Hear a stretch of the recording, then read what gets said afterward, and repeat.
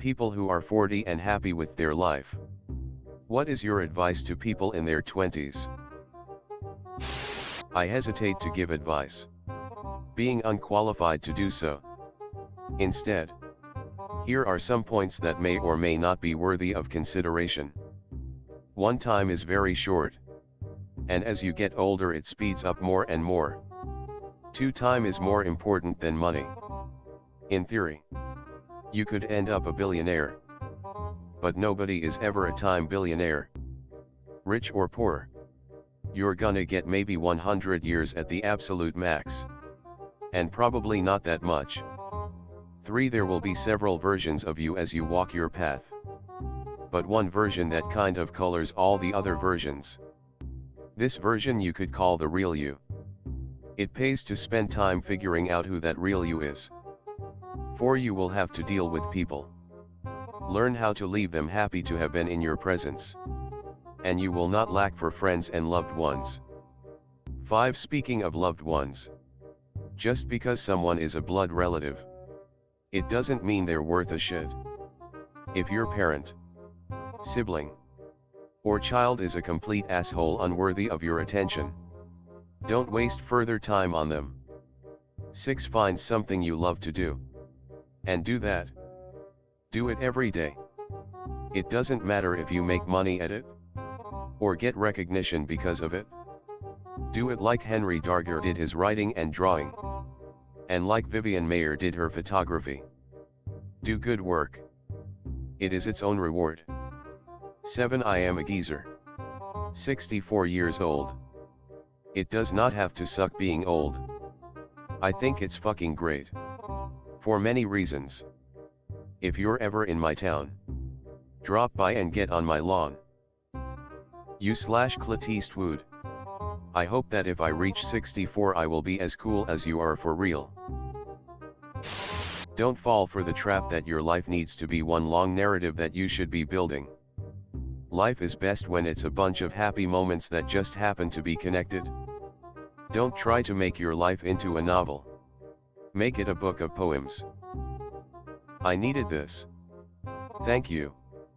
I always compare my life to a movie, and it stresses the hell out of me because reality is never like it. But I guess this is life after all. Chris Rock said it best. Now, people tell you life is short. No, it's not. Life is long. Especially if you make the wrong decisions. Edit. The point is, you've got time. Don't kill yourself trying to do it all now. What I also take away from this: life feels short if you're actually living and having a good time. Conversely, if you're miserable and stuck in life, life feels never-ending and you're only waiting till it gets dark forever. It's never too late to start again. All in my 20s I thought I couldn't just restart my career or dump a useless boyfriend or go back to school because I was already on a certain trajectory. Made my choices, now I gotta make the best of it. That's total bullshit. You have no idea how incredibly young you are and how much time you have to do whatever you want to do. When I figured this out, I found the man of my dreams. Had a kid in my late 30s. Dropped my entire career in my late 40s and starting a new one at 50, and it's awesome. Edit. Oh my. I had no idea my post would be so inspirational or that so many people needed to read it. Thank you everyone for the kind words and updates and awards. I'm so excited for everyone taking a leap into the great unknown. You got this. And if you are sad or upset or frustrated with life, that's okay too. You have time and it will pass. You have no idea what comes next and you have so much time to explore. I am still figuring things out. This is good advice. I'm 40 and have reset twice. Starting something new can be scary, but very rewarding. I left a job last year for a different company and am so glad that I did. I took a pay cut for a quality of life improvement. I've been much happier and my stress levels are pretty non-existent. I'm 42 and have reset career once already. I'm ready for another reset and have been looking since the start of this year. Bit of a setback with the virus. But it's definitely put things in more perspective to me, think it's the right thing to do. When I was in college, I had the chance to go to Europe, but I passed because I had to work at a warehouse. I picked staying at a part-time warehouse job overseeing the world. When I finally went abroad in my 30s, it changed my perspective about everything and everyone. Go to another country that is far away and different than your own. Cries in COVID-19. It won't last forever. I am hopeful your username checks out. Maintain your friendships. In 20 years you will be so grateful for those people who saw you through marriages, children, illness and health. People who will go for a trip with you. Love your kids. Remember you as a young person. Friends are essential, but they require work. Don't be alone just because you don't want to be the person who reaches out to others. I'm 46. And here's what I know. 1. Money is important, but it's not the end all be all. It will not listen to your problems or hug you when you need it.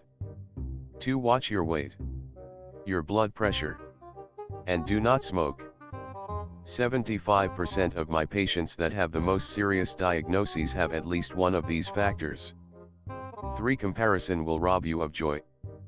Be happy for others, but don't feel you need to be like them. 4. Let go of the little things. Stress will kill you. 5. Chase your dreams. Life goes by so fast. You don't want to be 80 years old and regretting not traveling, pursuing your passion, etc. 6. You cannot change someone, whether a friend or a partner. Their faults will not get better and you cannot rescue them. Don't waste your life on toxic people. 7. Make a point of performing kind acts for others. It will greatly enrich your life. Now, go get your life. Edit. Thanks for the award, stranger. It's my first. Relax more. Don't get angry over little things. This. Relax and don't get overly angry. While others talk about material things or experiences, the real lesson is to accept that things won't always go the way you want them to, and that's okay. Didn't marry your perfect spouse? That person doesn't exist. Align expectations to reality and appreciate those who love you for who they are. Or find new people. Didn't buy the perfect car? Oh. Well. It still gets you where you're going. Define your criteria for the next one and work towards it. Didn't get the perfect house? Probably not. But it's yours and you can fix it. Didn't get that promotion? Don't be so sure it would have worked out the way you think it would have. Vacation wasn't perfect? Are you sure about that? Or were your expectations too high? Point is, relax. Enjoy the ride. Work to your goals, but remember none of it matters if you can't enjoy it along the way. Edit. Thanks for the awards. I've had a build-up of anxiety for a while and this actually calmed me down a bit. Thanks. There's an old book, How to Stop Worrying and Start Living by Dale Carnegie. It may be corny and a bit dated, but its guidelines are still, I think, great. The one that helps me every time I get a bit whacked out. Live in daytime, think about yesterday or tomorrow, focus on today.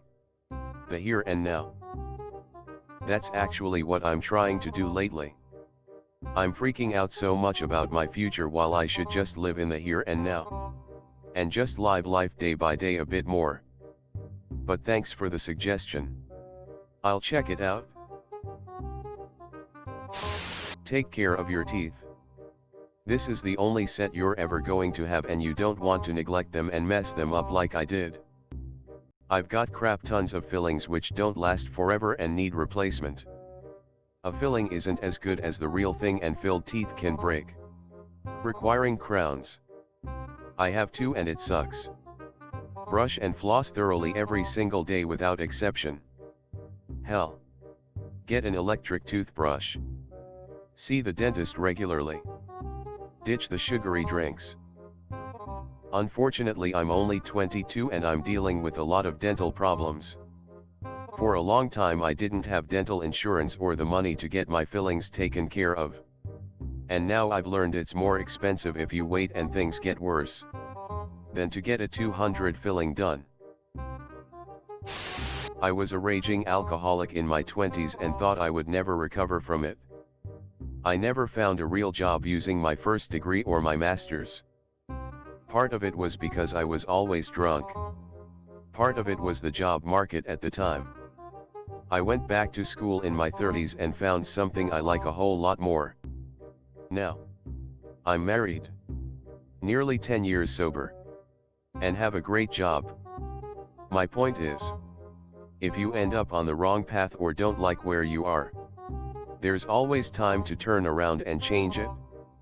Too many people just assume they're stuck where they are and stuck with the issues they have.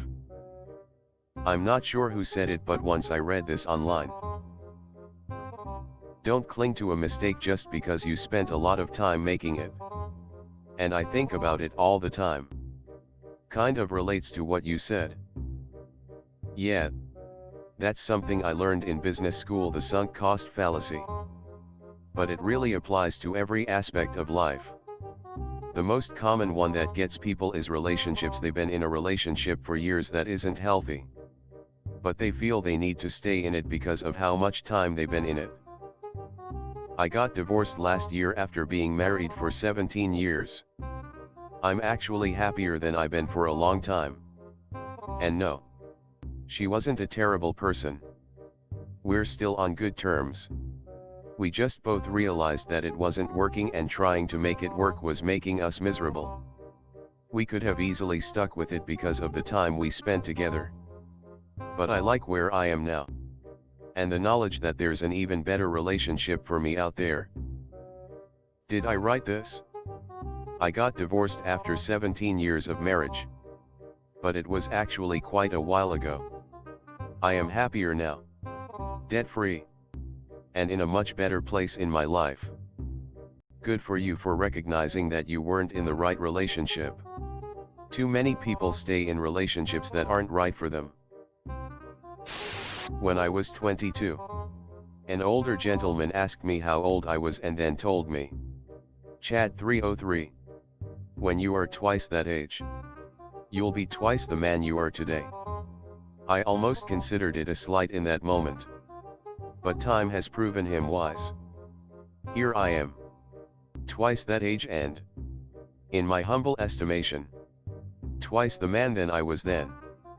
I believe this chiefly because I have learned that kindness is not a weakness. Humility serves you better than pride. And cruelty is a fool's game. Also exercise. So you are not also physically twice the man you were. This would probably be true in most cases. But I am a dedicated weightlifter and distance runner. So, I am actually nearly twice as strong and fit as I was then. Username checks out. Everything you get becomes something you have. Learn how to be happy having things instead of getting them. Edit. Kinda took off. Thanks for all the awards. I appreciate having them. This is true. I bought a very big piece of exercise equipment, 6-post power rack, and I just sold it even though I loved the thing. I sold it because I realized I was paying rent on it that far exceeded the cost of just selling it and buying it back later when I could actually afford to keep it. It was becoming a burden and restricting my options in life, and I wanted the flexibility back. While I had it, I was paying to store it and move it when traveling.